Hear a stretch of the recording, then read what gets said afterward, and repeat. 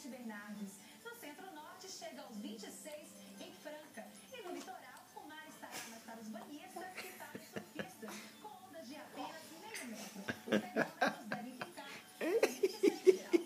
Na Grande São Paulo, friozinho de noite e de manhãzinha. Mas logo o sol aparece e as temperaturas sobem rapidamente.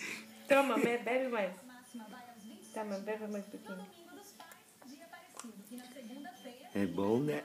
É gostoso? de 29 graus.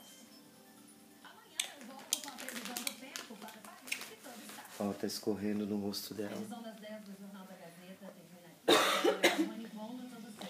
Ótima noite pra você. E ela quer isso desse lado aí. É corajosa, minha filha, hein? Olha só. Ela vai à luta, ó. É bom.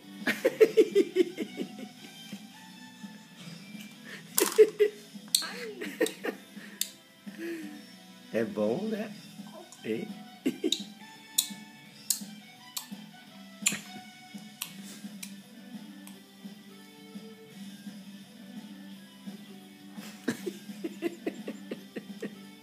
Jornal da Gazeta, edição das 10.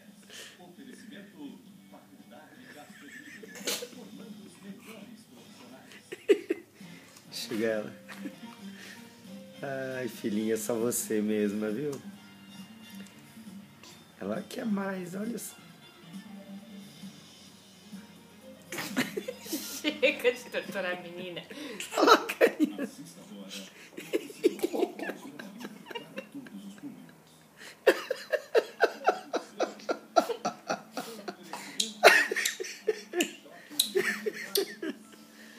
Ai.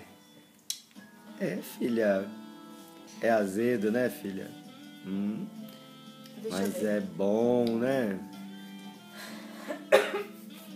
Quer mais, filha? Quer mais? Quer mais? Quer mais? Quer? É. Beijinho.